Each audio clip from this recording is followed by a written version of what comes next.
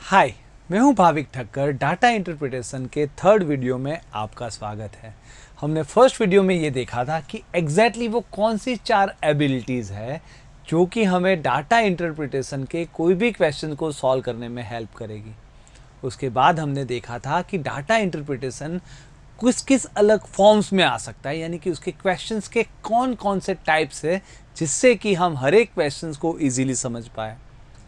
उसके बाद हमने देखा था कि वो कौन सा बेसिक नॉलेज है, अगर वो नॉलेज हमारे पास है तो ही हम डाटा इंटरप्रिटेशन के क्वेश्चंस को सॉल्व कर सकते हैं, यानी कि प्री रिक्विजिट।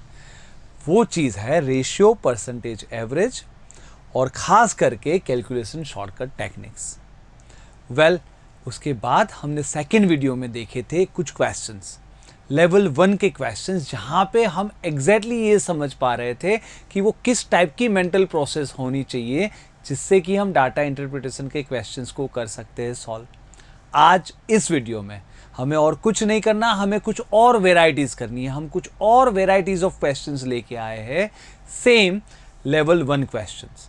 तो कोई ज़्यादा डिफिकल्ट क्वेश्चन नहीं है, सेम लेवल के क्वेश्चंस, लेकिन थोड़ी और वेराइटीज़, जिससे कि हमारा होल डाटा इंटरप्रिटेशन में बहुत बाखूबी बन जाए। तो चलिए लेट्स गेट स्टार्टेड।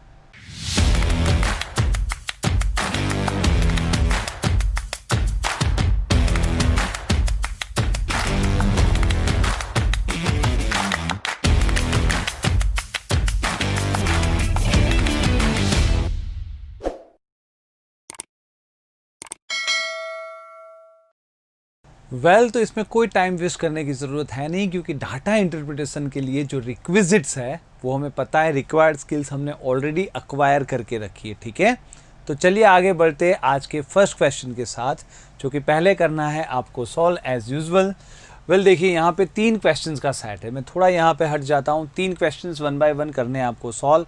यहाँ पे आपका फर्स्ट क्वेश्चन, यहाँ पे आपका है सेकेंड, तो पोज कर लीजिए, ये सेकेंड क्वेश्चन का भी आंसर दे दीजिए, और यहाँ पे है आपका थर्ड क्वेश्चन। ठीक है, 3 बेसिक क्वेश्चन है, कोई बड़ी बात नहीं है, सिंपल से क्वेश्चन है। थोड़ी लैंग्वेज को समझना है, थोड़ा डाटा समझना है। ऑलराइट, चलिए देखते हैं। होपफुली कोई दिक्कत नहीं आई होगी, आपके क्वेश्चंस तो सॉल्व हो ही चुके हैं, है ना। तो यहाँ पे देखिए, डाटा बहुत सिंपल है। जैसे हम ये देखते हैं ना, पढ़ते क्वेश्चन हमें समझ में आता है कि 3 अलग अलग टाइप की सिस्टम है, जिसमें कि 4 अलग अलग टाइप के अगर ऑपरेशंस करने हो, कुछ काम करने हो, तो कितना टाइम लगता है वो सेकंड्स दिए। बहुत स्ट्रेट फॉरवर्ड यहाँ पे ऊपर दिया है, सब डाटा बहुत ही स्ट्रेट फॉरवर्ड है। और पहला क्वेश्चन, अगर हमें सर्च स्ट्रिंग करना है, बाद में प्रिंट टेक्स्ट करना है और बाद में सेव फाइल करना है, यानी ये स्क्रॉल अप को छोड़ के बाकी 3 चीज़ करनी है, यहाँ पे हम ये समझ जाएंगे। और यूजिंग वर्ड स्टार, तो उसमें कितना % ज़्यादा टाइम लगेगा as compare to word load, है ना, यही पूछा है। फाइन, वर्ड स्टार यानी भाई बीच वाला, तो बीच वाले का टाइम निकाल देते हैं ना, 10, ये नहीं करना, बाकी तीनों 10, 160, 200। तो 200 जो है वो अब कंपेयर करना है वर्ड लोड यानी कि सबसे फर्स्ट से, तो सबसे फर्स्ट में भी 5, 20, 25, 45। 45 से कितना % ज़्यादा है? 200 45 से कितना ज़्यादा है ना, परसेंटेज के टर्म्स में हमें पता है, परसेंटेज का बेसिक हमने देखा हुआ है। वापस इन केस आपका बाकी बच गया है तो यहाँ पे मैं आपको आई बटन दे रहा हूँ, प्लीज़ गो टू परसेंटेज और पूरे का पूरा वो वीडियो देख लीजिए। तो सीधे सीधा आंसर भाई 245 से कितना ज़्यादा है? 155 ज़्यादा है। किससे ज़्यादा है? 45 से। तो अभी यहाँ पे दिखना चाहिए 45 3 जा 135, है ना, उससे थोड़ा ज़्यादा, 3 गुने से ज़्यादा वाला % कौन सा है? 300 से ज़्यादा %, ये एक ही तो है ना। तो एग्जैक्ट कुछ नहीं ढूंढना होता, गेटिंग दिस, यही समझना है कि भाई अच्छा 3 गुने से ज़्यादा 300 प्लस % इन 200 जो करेंगे, ठीक है ना, स्ट्रेट फॉरवर्ड सिंपल, फाइन। तो पूरा क्वेश्चन था शायद 30 सेकेंड का, उससे ज़्यादा टाइम लगे ऐसा कुछ था नहीं, फाइन। चलिए नेक्स्ट दूसरा क्वेश्चन देखते हैं। दूसरा क्वेश्चन भी बहुत सिंपल है। अब यहाँ पे कुछ हाइपोथेटिकल ऑपरेशंस बताए जो यहाँ पे नहीं दिए। बोला है स्क्रॉलिंग डाउन करके एक ऑपरेशन है, उसमें स्क्रॉलिंग अप से 50% ज़्यादा टाइम लगता है, और डिलीट फाइल वाला एक काम है, उसमें सेविंग फाइल करने से आधा टाइम लगता है। तो 2 और ऑपरेशंस बताए, ठीक है। फिर हमें बोला है अगर ये 3 काम करने हो, स्क्रॉल अप करना हो, बाद में स्क्रॉल डाउन करना हो और बाद में डिलीट फाइल करनी हो, तो WS2000 में वर्ल्ड लोड की कंपैरिजन में कितना % ज़्यादा टाइम लगेगा। तो देखिए इसमें फटाफट समझना है, ये समझ में फटाफट आना चाहिए। करना किस तरह से हमें समझ में आ जाना चाहिए। स्क्रॉल अप तो यहाँ पे टाइम दिया है, स्क्रॉल डाउन में और 1.5 गुना है ना, 50% और ज़्यादा, तो टोटल 2.5 गुना टाइम लगेगा। 100 + 150, अगर यहाँ पे 100 टाइम लगता था स्क्रॉल अप में, तो स्क्रॉल डाउन में 150, तो टोटल मिला के 250, यानी 2.5 गुना टाइम प्लस डिलीट यानी सेव का आधा, इतना करना है। यहाँ पे जो दिया है उसका 2.5 गुना और सेव फाइल का आधा ऐड कर देना है। चलिए देखते हैं WS2000 यानी सबसे लास्ट स्क्रॉल अप 92 का 2.5 गुना, 92 + 46 138 प्लस इसका आधा 15 यानी 153। ये फटाक से हो जाना चाहिए। 153 ज़्यादा है किससे? वर्ल्ड लोड से। वर्ल्ड लोड यानी सबसे फर्स्ट में यही काम करने में टाइम लगता 40 का 2.5 गुना 100 है ना। 1 सेकेंड, 2.5 गुना था ना, मैंने शायद गलती कर दी, क्योंकि हमें क्या बोला था, देखिए मैं बोला सही लेकिन कैलकुलेशन में गलती कर दी। क्या था? 50% मोर टाइम, हमें दोनों करना है तो 2.5 गुना करना था, तो वो हमने भूल गए। फिर 2.5 गुना करना है, 92 तो उसमें ऐड करना है, ये 92 प्लस, समझ में आ रहा है हमें भाई? समझो वापस, हमें तीनों काम करने हैं, scroll up, scroll down and delete file, यानी इसका 2.5 गुना करना था, 1.5 गुना नहीं। तो 92 का 2.5 गुना, 92 + 92 184, 184 + 46 यानी कि 230 प्लस इसका 15 245, तो 245 है ना, वो कितना ज़्यादा है? इसका 2.5 गुना है ना। अब हम बात करें वर्ल्ड लोड की, तो 40 का 2.5 गुना 100 और इसका आधा 10, 110 से 245 110 से कितना % ज़्यादा है भाई? 135 ज़्यादा है किससे? 110 से, यानी 100 + 20 + समथिंग ऐसा कुछ। अच्छा भाई, इसमें अगर एक ऑप्शन पिक करना हो तो 120 जाएंगे, होगा शायद थोड़ा ज़्यादा पर रफली है ना, क्योंकि मेरे हिसाब से 110 जो भी आता हो रफली दैट इज़ फाइन, हमारे पास ऑप्शन है। तो वो ध्यान रखना, मैंने भूल से 1.5 गुना किया था, याद रहा, क्योंकि हमें दोनों काम जो करने थे, मैंने बताया सही था लेकिन करते करते भूल से थोड़ी मिस्टेक हो गई थी। स्क्रॉल अप यानी 100%, स्क्रॉल डाउन यानी 150%, दोनों मिला के 250%, 2.5 गुना। तो हमें करना था 92 का 2.5 गुना, 92 + 46 नहीं, 92 का डबल 184 + 46, क्लियर है ना। तो 230 प्लस इसका आधा 15, तो 245। उसी तरह से 40 का 2.5 गुना 100 + 10 110 से कितना गुना ज़्यादा है, क्लियर है। तो आपका आंसर आ जाएगा भाई अराउंड 120% आपका आंसर, क्योंकि डबल तो है ही, 100 का 10 का डबल 220, 20% यानी 22 मोर, थोड़ा और ज़्यादा है, ठीक है, पर चलेगा। रफली अगर इसमें से पिक करना हो तो यही है, 121 समथिंग होगा अराउंड, ऐसा कोई ऑप्शन है नहीं, तो चलेगा। Getting this? So this is very important. चलिए, तो देखिए बहुत कम टाइम लगता है ना, एक बार समझ लेना था कि 2.5 गुना प्लस इसका आधा, फटाक से लिख दिया, हो गया। वापस 45 सेकेंड शुड बी सफिशियंट, ठीक है। तो देखिए बेसिक क्वेश्चन है, कोई नए क्वेश्चंस नहीं लाया हूँ, लेकिन अलग अलग लैंग्वेज लाया हूँ। आपको अडेप्टेबिलिटी चाहिए, ऐसा कुछ देख के डरना नहीं है ना। आप जनरली क्या होता है, ये क्या है भाई, स्क्रॉल अप, ये नई चीज़ आ गई, scroll down, delete a file, बहुत कंफ्यूजिंग हो गया। जब आपका माइंड बहुत यूज्ड टू नहीं हो ना डाटा इंटरप्रिटेशन के, तो थक जाता है, उसके दिमाग में बहुत सारा डाटा फिट नहीं हो पाता। वही प्रैक्टिस करनी है। डाटा इंटरप्रिटेशन यानी क्या? ढेर सारा डाटा आपके दिमाग में डालने की और उसको प्रोसेस करने की प्रैक्टिस, ठीक है। और मैं आपको बता रहा हूँ स्टेप बाय स्टेप प्रोसेस, हर एक जगह पे आपका माइंड किस तरह वर्क करना चाहिए। अगर उस तरह से वर्क किया तो आपके आंसर्स इजीली आपके सामने, ठीक है। चलिए देखिए, इजी लेवल करेंगे ना तो टफ लेवल पे बहुत फायदा होगा। इजी लेवल पे इस तरह की थिंकिंग डेवलप कर लीजिए। चलिए नेक्स्ट क्वेश्चन, तीसरा क्वेश्चन है। यहाँ पे हमें बोला है कि ये जो प्रिंट टेक्स्ट के लिए जो टाइम दिया है, वो टाइम कुछ पर्टिकुलर पेजेस के लिए ही वैलिड है। जैसे world load, world star, WS2000, अच्छा इसमें 30, 50 और 80 पेजेस के लिए ही वैलिड है, यानी ये जो भी टाइम दिया है वो 30, 50 और 80 पेजेस के लिए ही वैलिड है। अगर उससे एक्स्ट्रा आपको पेजेस टाइप करने हैं, प्रिंट करने हैं, तो वहाँ पे आपको जो इंक्रीमेंटल टाइम लगेगा T, उसका फॉर्मूला यहाँ पे दिया है तीनों सिस्टम के हिसाब से। तो फिर 110 पेज टाइप करने हो तो कहाँ पे कितना टाइम ज़्यादा लगेगा? वेल, अगर आपको 110 पेज करने हैं, 30, 50, 80 तीनों से ज़्यादा है, तो समझ सकते ना, चलिए तीनों में लिख देते, ये टाइम तो लगेगा ही लगेगा, एक्स्ट्रा जो टाइम लगेगा वो इसमें जोड़ देंगे, ठीक है ना। फॉर एग्जाम्पल सबसे पहला है हमारा वर्ल्ड लोड, तो वर्ल्ड लोड का ये रहा T is equal to 3 x minus 30, x हमें बोला 110 है, तो 110 माइनस 30 80 इंटू 3 240, तो वर्ल्ड लोड में लिख दीजिए 240, यानी टोटल टाइम हो गया 240 और 20 260, यहाँ पे मैं लिख देता हूँ 260 टाइम लगेगा। 20 तो उसका स्टैंडर्ड टाइम है, प्लस जो एडिशनल टेक्स्ट है 110 माइनस 30 80 इंटू 3 240 और टाइम लग गया, तो यहाँ पे लगेगा 260। वर्ल्ड स्टार का फॉर्मूला क्या है, 110 माइनस 50 60 इंटू 2 120 यहाँ पे, यानी टोटल टाइम लग गया 270। हमें तो सबसे फास्टेस्ट पूछा है ना, लीस्ट टाइम सबसे कम टाइम, तो अब ये तो नहीं आएगा, वर्ल्ड लोड आएगा या तो WS2000। देख लेते WS2000 में कितना टाइम लगेगा, उसका फॉर्मूला यहाँ पे है 110 माइनस 80 यानी 30, तो इसमें 30, तो 230 प्लस 30 तो 260, किस में ज़्यादा लगा, ये तो दोनों में इक्वल आया, यानी कि ये वाला आंसर है ना।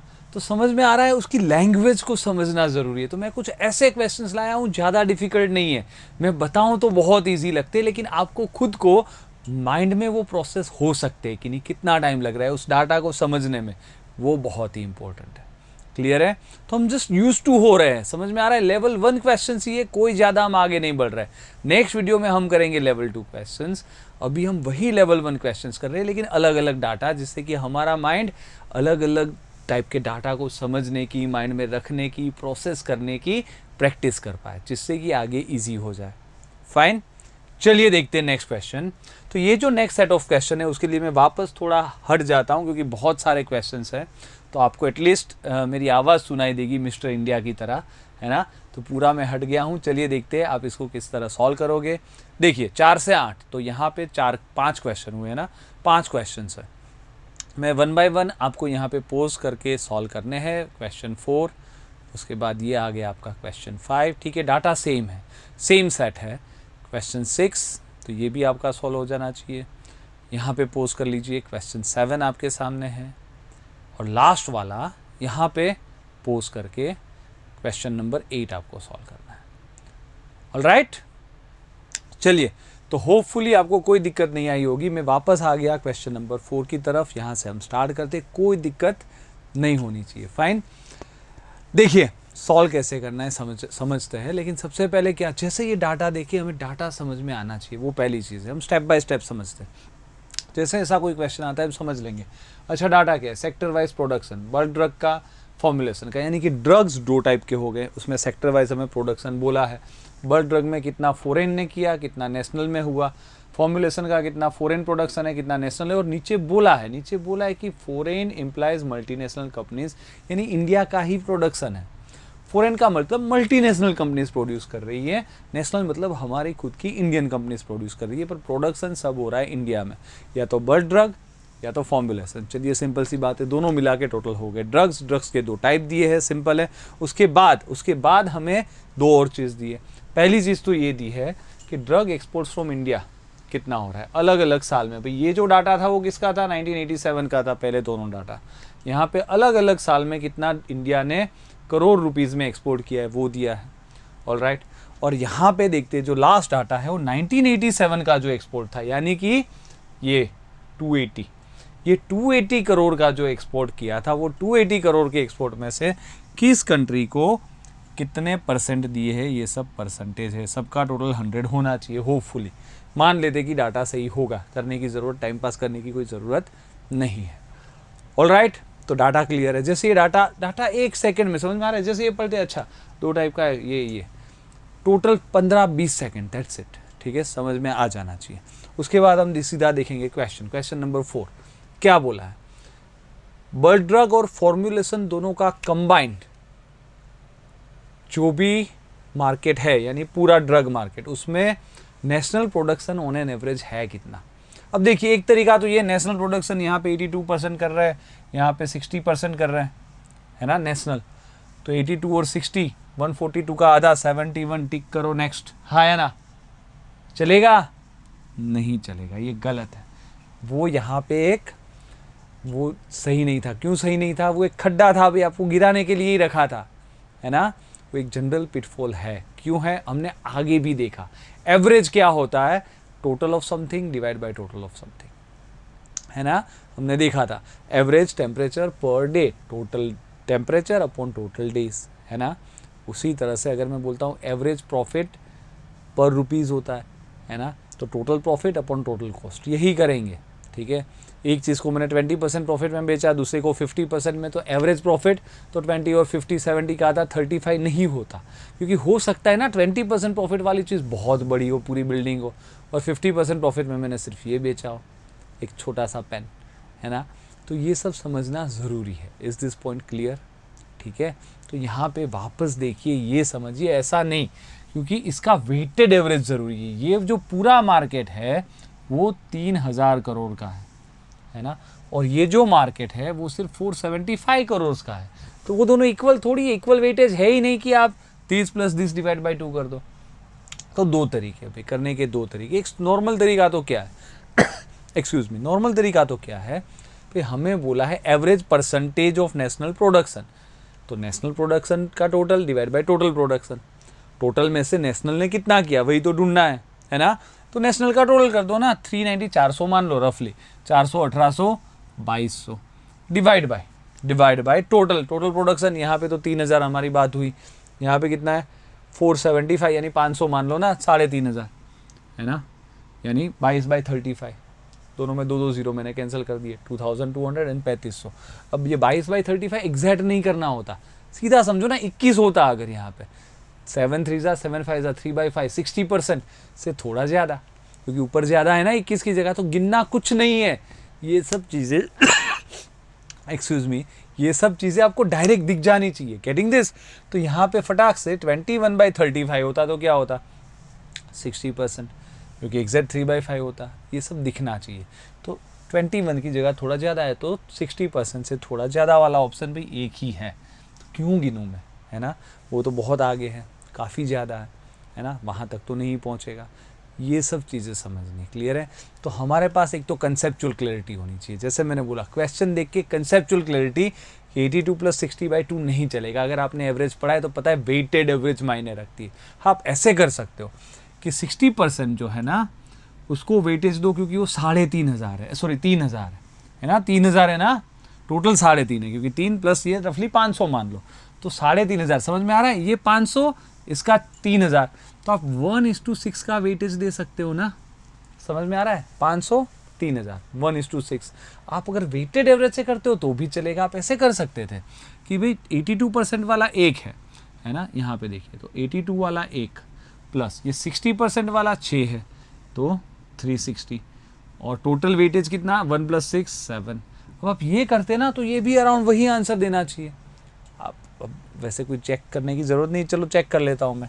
442 हुआ ना, डिवाइड बाय 7, 7 6 42, 2 बज गए 22, 7 3 21, 63.33 आएगा, है ना। तो ये चीज़ है क्लियर। तो मैं हर एक चीज़ बताऊंगा आपको, समझाऊंगा। वेटेड एवरेज के हिसाब से भी होता है ना। आपको ये मैंने ये भी बताया कि जनरल पिटफॉल क्या है, कि दिस + दिस डिवाइड बाय 2 मत करना, आपको ध्यान रहेगा कि ये नहीं करना है। अगर काफ़ी बार हो सकता है आपने अभी नहीं किया हो, आप बच गए हो, आपने सही तरह से किया हो, पर एग्ज़ाम में क्या पता भूल चूक से ये कर लो। और काफ़ी लोगों ने अगर भूल की है तो उसको भी क्लैरिटी आ गई कि क्यों नहीं। तो वेटेड एवरेज करो तो भी आता है। और सबसे अच्छी बात, सबसे बढ़िया बात तो ऐसे ही, टोटल प्रोडक्शन 2200, मतलब नेशनल का टोटल प्रोडक्शन 2200 और टोटल प्रोडक्शन 3500, 22/35 फटाक से। तो ये करने में 22/35 आपको लगने चाहिए 30 सेकेंड्स, ठीक है, कुछ नहीं। जैसे ये क्वेश्चन पढ़ते हो समझना है कि अच्छा दिस + दिस डिवाइड बाई चारों का टोटल, है ना। फिर सीधा यहाँ से लिख जाना चाहिए मोर देन 60%, 63 टिक करो, नेक्स्ट। आधे मिनट का क्वेश्चन था, ज़्यादा से ज़्यादा 45 सेकेंड्स ले लीजिए, ठीक है। चलिए बढ़ते हैं नेक्स्ट क्वेश्चन की तरफ, यानी कि क्वेश्चन नंबर 5। यहाँ पे मैंने जगह छोड़ी थी पर कोई ज़रूरत नहीं पड़ी, हमने यूँ ही कैलकुलेट कर लिया। तो क्वेश्चन नंबर 5 यहाँ पे देखते हैं। बहुत बढ़िया क्वेश्चन है। 87 में अगर 10% ज़्यादा प्रोडक्शन होता भाई फॉर्मूलेशंस का, ये जो फॉर्मूलेशंस है वो प्रोडक्शन 10% मान लो ज़्यादा होता, लेकिन ये जो रेशियो है फॉरेन नेशनल का परसेंटेज 40-60 सेम रहता, ठीक है। तो फिर फॉरेन प्रोडक्शन के फिगर्स कितने होते, तो फिर फॉरेन रुपीज़ में कितने होते। तो कुछ भी तो नहीं करना। देखिए नॉर्मली हम क्या करते हैं, ये दोनों का टोटल करते हैं, फिर उसमें 10% बढ़, क्योंकि टोटल 10% बढ़ा है, और उसके बाद वापस फॉरेन का 40% 60% के हिसाब से वापस 40% निकालेंगे, कुछ नहीं करना। फिर अगर 10% बढ़ा है तो ये भी 10% बढ़ेगा, 1200 प्लस 120, 1320 कहीं पे है कि नहीं, ये रहा। समझने वाली बात है, देखिए समझाता हूँ यहाँ पे। अगर भाई मेरे पास कुछ मिक्सचर है, ठीक है, अगर मान लो 80 मिल्क है, 20 इसमें पानी है, ठीक है।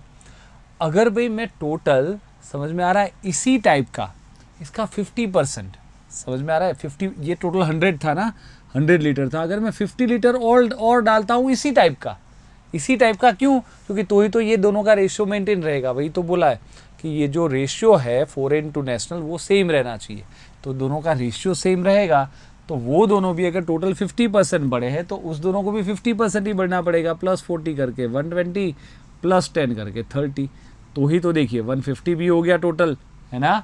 और देखिए ये रेशियो भी क्या रहा, 80-20 4:1, ये भी तो 4:1 है, 30 × 4 120। तो समझने वाली बात ये थी कि अगर टोटल बढ़ता है और रेशियो सेम रहता है, उन दोनों को भी उसी रेशियो में बढ़ना चाहिए। तो टोटल 10% बढ़ना है तो भी फॉरेन भी 10% बढ़ेगा फटाक से, उसके पीछे पूरी प्रोसेस नहीं करनी है। Clear with this? सिंपल था भाई, कोई बड़ी बात नहीं थी, लेकिन ये चीज़ समझनी थी कि आप ऐसा मत करो कि अच्छा 10% बढ़ता है तो टोटल करो 1200 प्लस 1800 3000, फिर 3000 10% बढ़ता है तो 3300, और फिर 3300 अब बोला है कि रेशियो सेम रहता है। रेशियो क्या है, 40-60 यानी 2:3, तो ये भी 2/5 हुआ, तो इंटू 2/5। ऐसा सब लंबा नहीं करना है ना, सीधा समझना है कि रेशियो सेम करना है तो उस दोनों को भी 10-10% बढ़ना है, बात खत्म। अपने को फॉरेन का पूछा है, 1200 प्लस 120 1320। नेक्स्ट क्वेश्चन, शायद 15 सेकेंड, ठीक है। चलिए देखते हैं नेक्स्ट क्वेश्चन क्या है। ऑलराइट, क्वेश्चन नंबर 6 यहाँ पे बोला है कि जो एक्सपोर्ट चार्ट में ड्रग्स बताए हैं 1987 में, जो भी एक्सपोर्ट चार्ट में ड्रग्स बताए वो पूरे का पूरा ड्रग्स बल्क ड्रग है, यानी ये 280 हमने एक्सपोर्ट किया है 1987 में, वो पूरे का पूरा यहाँ से ही हमने एक्सपोर्ट किया है, ठीक है, समझ में आ रहा है। तो फिर what percentage of bulk drug produce India, okay, तो फिर बल्क ड्रग में से कितना % एक्सपोर्ट हुआ है, समझ में आ रहा है। तो एक्सपोर्ट जो हुआ, वैसे तो कुछ बोला नहीं है कि ये 280 यहाँ से कितना हुआ, यहाँ से कितना हुआ, इन्होंने बोला ये पूरे का पूरा यहाँ से मान लो एक्सपोर्ट हुआ है, तो बल्क ड्रग का जो प्रोडक्शन था उसमें से कितना %, ये बहुत ईजी है भाई। 280 एक्सपोर्ट हुआ है, वो बोला यहाँ से कुछ एक्सपोर्ट नहीं हुआ, सब यहाँ से ही एक्सपोर्ट हुआ है। यहाँ पे तो हमें पता है ना टोटल 475 है ना। अब इसको गिनना थोड़ी, ये 300/500 है ना रफली, 60% के आजू बाजू ज़्यादा ऑप्शन है क्या, अच्छा 2 है भाई, 61 भी है 59 भी है, तो थोड़ा संभलना पड़ेगा, थोड़ा देखना पड़ेगा। 60 तो ठीक है, पर 60 के आजू बाजू 2 ऑप्शन है, क्योंकि हमने समझ लिया 300/500, 60 के आजू बाजू। तो अब ये समझो, अब इसको थोड़ा समझना पड़ेगा। अगर मैं नीचे 500 करूँ, ठीक है, क्योंकि हमें एग्जैक्टली कैलकुलेट करने में हमने क्या सिखाया है, नीचे राउंड फिगर कर दो, तो 25 ऐड किया ना, तो अगर आप नीचे 25 ऐड कर दो, 25 का 60% 150 मतलब 15, तो ऊपर अराउंड 15 ऐड करो यानी 295। अब देखो कितना % है, ऑब्वियसली 300 से कम है ना, नीचे ऊपर 300 होता तो 60 होता, 300 से कम है यानी 59% है ना। तो ये सब ट्रिक्स फिर कैलकुलेशन की है ना, तो हमें ये सब ट्रिक समझनी है। पहले तो हमने ये समझा, जैसे ये क्वेश्चन देखा कि कुछ नहीं पूछा, क्वेश्चन वो ट्रिकी होता है, उसकी लैंग्वेज को समझना होता है, उसके डाटा को समझना होता है कि भाई जो एक्सपोर्ट हुआ है ये सब वो पूरा अगर बल्क ड्रग का ही एक्सपोर्ट है, यानी यहाँ से कोई एक्सपोर्ट नहीं हुआ, जो 280 करोड़ का एक्सपोर्ट है पूरा 475 में से किया है, तो कितना % एक्सपोर्ट हुआ, मतलब यही निकालना था। और फिर तो पहले कंसेप्चुअल क्लैरिटी और बाद में चाहिए कैलकुलेटिव क्लैरिटी, यानी कैलकुलेशन कैसे फास्ट करे। तो फटाक से मैंने समझा, रफली तो देख लिया 300/500 60%, लेकिन 2 ऑप्शन है नज़दीक, तो फिर क्या किया, नीचे राउंड फिगर, नीचे राउंड फिगर के लिए जितना ऐड करो, 25 ऐड किया तो 25 का रफली 60% था, 25 का 60% 15, ऊपर 15 ऐड कर दो। अब ये भी कोई ढूंढना नहीं है, समझने वाली बात है। 300 होता तो हो जाता 60%, 3/5, 300 से कम है, 60% से कम है, बात खत्म हो गई। क्लियर? तो ये सब चीज़ें इस तरह से आपका माइंड चलना चाहिए। फाइन, धीरे धीरे आएगा, मैं प्रैक्टिस कर रहा हूँ, लेकिन डिफरेंस क्या है ऐसा नहीं कि बता दूँ, मैं आपको समझा रहा हूँ, डाटा देख के क्या स्ट्राइक होना चाहिए, कैसे सोच रहा है, सब पूरी की पूरी बातें कन्वे कर रहा हूँ, ठीक है। चलिए आते हैं नेक्स्ट क्वेश्चन पे। देखिए क्या बोला है, 1992 में अगर एक्सपोर्ट 65% बढ़ रहा है, यानी ये जो था वो प्लस 65% हो रहा है। एक हाइपोथेटिकल ईयर है 1992। तो फिर वेस्ट जर्मनी को कितना एक्सपोर्ट होगा अगर परसेंटेज सेम ही है, यानी इतना ही 6% ही कर रहा है, तो कुछ नहीं करना ना भाई, समझने के बाद समझना है कि ये 65% बढ़ा के उसका 6% निकालना है ना। 280 का 65% कैसे बढ़ा देंगे, 280 का पहले 50% बढ़ा दो, यानी 140, 420 हो गया, और बाद में 280 का 15% यानी कि 28 + 14 42 और बढ़ा दो, तो 462। भाई ये सब आना चाहिए। 65% किस तरह निकाले, 50% 140, 15, मैंने क्या किया एक्चुअली 65% 3 टुकड़े में बांट लिया, 50, 10 और 5। तो मैंने समझ लिया ये 140, 10% 28, 5% 14 है ना। तो सबको फिर 280 में जोड़ के ये आंसर आ गया। तो 462 और 462 का 6% हमें एक्सपोर्ट कर रहे हैं, 462 का 6% ही तो निकालना है। अब देखिए अगर ऑप्शन से भी काफ़ी बार जा सकते हैं, 1% कितना होगा 4.62 × 6 है ना, या तो इसका 5% कितना होगा, ये तो बहुत इजी है क्योंकि 5% 46.2 का आधा 23 और प्लस 1% 4, तो 27 पॉइंट समथिंग वाला। दो ऑप्शन है, 28 तो नहीं चला जाना चाहिए, देख लेते हैं एक सेकेंड। 23.1 था, हाँ नहीं जाएगा, तो 27.7 इज़ परफेक्ट है ना। तो इस तरह से सब चीज़ें करनी है। 6% यानी 5% + 1% है ना। सब परसेंटेज का आप ब्रेकअप कर लेते हो कि नहीं, पहले तो ये चीज़ समझते हो कि नहीं, चीज़ समझने के बाद यहाँ पे इसका 65% फटाक से बढ़ा दो और उसका 6% 5% + 1%। तो चीज़ें कुछ भी नहीं है, समझ में आ रहा है ना। कुछ भी नहीं होता भाई, थोड़ी बहुत जैसे मैं करता हूँ तो इजी लगेगा, आपको भी इजी लगना चाहिए। काफ़ी लोगों को लग भी रहा होगा, इन केस किसी को नहीं लग रहा तो please think in this terms. मैं आपको बता रहा हूँ, मेरी थिंकिंग शेयर कर रहा हूँ कि किस थिंकिंग से ऐसे क्वेश्चन सॉल्व होंगे। फाइन, चलिए देखते हैं। लास्ट क्वेश्चन था क्या, एक और क्वेश्चन था है ना, 8वां 8th क्वेश्चन। चलिए देख लेते हैं किस तरह सॉल्व करेंगे। अच्छा देखिए, बहुत अच्छी लैंग्वेज है, इसको समझना बहुत ही ज़रूरी है। देखिए क्या बोला है, अगर जो नेशनल बल्क ड्रग है, नेशनल बल्क ड्रग यानी ये क्या बोला है, देखिए फ्रांस और यूएसए को जो भी एक्सपोर्ट हुआ था वो इसी कैटेगरी में से एक्सपोर्ट हुआ था। अब लोग क्या कर देते पता है, फ्रांस और यूएसए ये जो 18% एक्सपोर्ट हुआ था वो 390 का 18% निकाल देते। ऐसा नहीं होता, देखो समझो, उसकी लैंग्वेज को समझो। जब हमें बोला है कि नेशनल बल्क ड्रग ही इस दोनों कंट्री को एक्सपोर्ट हुए हैं, इसका ये मतलब नहीं है कि ये 390 का 18% नहीं। व्हाट दैट मीन्स इज, देखिए डाटा तो हमें क्या दिया है, ये हमें ऊपर लिखा ही है, ये percentage of total export. Total export तो हमारा 1987 में 280 था, तो जो भी एक्सपोर्ट हुआ है वो 280 का ही एक्सपोर्ट हुआ है। यानी जो भी एक्सपोर्ट हुआ है ये 18%, दोनों मिला के फ्रांस यूएसए, वो 280 का ही 18% एक्सपोर्ट हुआ है, वो थोड़ी बदल जाएगा। पर 280 का 18% वॉट एवर इट इज़, वो हमने एक्सपोर्ट किया है नेशनल बल्क ड्रग में से। समझ में आ रहा है। तो डाटा को फिर कॉन्फ्लिक्ट मत कर दो, जो डाटा दिया है उसको गलत मत प्रूव कर दो। उन्होंने ये दिया ही है डाटा की 18% ऑफ 280 यही एक्सपोर्ट तो हुआ है। पर अब यहाँ पे डाटा क्या दिया कि जो भी एक्सपोर्ट हुआ है, जो भी करोड़ रुपीज़ का जो भी एक्सपोर्ट हुआ है वो नेशनल बल्क ड्रग कैटेगरी में से एक्सपोर्ट हुआ है। तो यानी जो भी आता है वो, और बाद में हमें पूछा है, और बाकी सब कंट्रीज़ को कुछ अलग कैटेगरी में से, या तो यहाँ से, या तो यहाँ से, या तो यहाँ से, 4 कैटेगरीज है। तो इस कैटेगरी में से और कुछ एक्सपोर्ट नहीं हुआ, इस कैटेगरी में से सिर्फ इतना ही एक्सपोर्ट हुआ है। तो नेशनल बल्क ड्रग का कितना % एक्सपोर्ट हुआ है, समझ में आ रहा है। देखिए यानी बेसिकली में पूछा है 280 का जो 18% है ना, 280 का जो 18% है वही एक्सपोर्ट हुआ है, वो 390 का कितना है ना। तो यहाँ पे देखिए, यहाँ पे क्रॉस मल्टीप्लाई मत कर देना, समझ में आ रहा है। तो आपको समझना पड़ेगा कि इसका रिलेशन ऐसा थोड़ी है, मोर तो वैल्यू, एक्चुअली इन्वर्स रिलेशन होता है, रिलेशन इन्वर्स होता है ना। समझो आप, यहाँ पे देखिए 100 का जो 10% होता है वो 200 का 5% होता है। 100 का 10% 10 है। देखिए यहाँ पे मैं एक बार आपको लिख के भी देता हूँ, 100 का 10% वो 200 का कितना %। तो आप ऐसे करोगे cross multiply, 200 × 10 to 2000 divide by 100, तो आप बोलोगे 20%। ऐसा होता है। 100 का 10% होता है 10 है ना, और 20 का कितना %, 200 का कितना %, 10 होता है भाई, सिर्फ 5%। है ना, तो उल्टा रिलेशन होता है, यानी आपको ये 1 2 को उल्टा कर दो, 2 1 तो 2 10 है तो 1 कितना 5, तो चलेगा क्योंकि इन्वर्स रिलेशन होता है ना। तो अगर ये सब फंडा है, ये प्रोपोर्शन का फंडा है, अगर आपका क्लियर है तो आप इसको कुछ गिनने की भी ज़रूरत नहीं, आप सीधा देखोगे।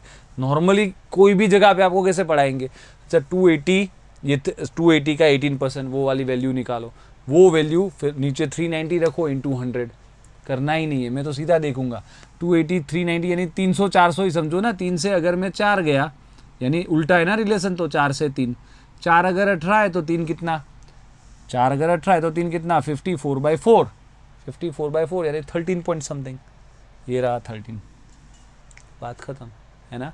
तो इस तरह से चीज़ें समझनी है। वापस मैं आपको समझाता हूँ, देखिए यहाँ पे 100 का 10% वो 200 का कितना परसेंट, तो आंसर 5 आता है ना। अगर हमने पूरा किया तो भी 5 आया कि अच्छा 100 का 10%, 10 था, फिर 10 200 का कितना परसेंट है तो 5 आया। पर डायरेक्ट कैसे करता मैं, 100 और 200 यानी 1 और 2 तो उल्टा लिख देता, 2 और 1, 2 अगर 10 है तो 1 कितना, ऑब्वियसली 2 10 है तो 1 5, क्योंकि उल्टा रिलेशन है।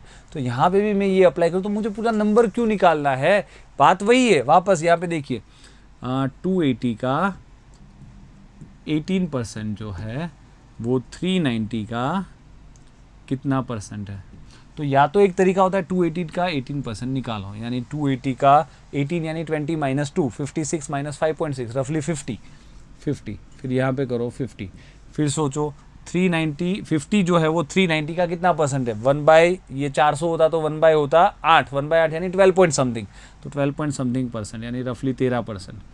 ये भी मैं कर सकता हूँ, है ना।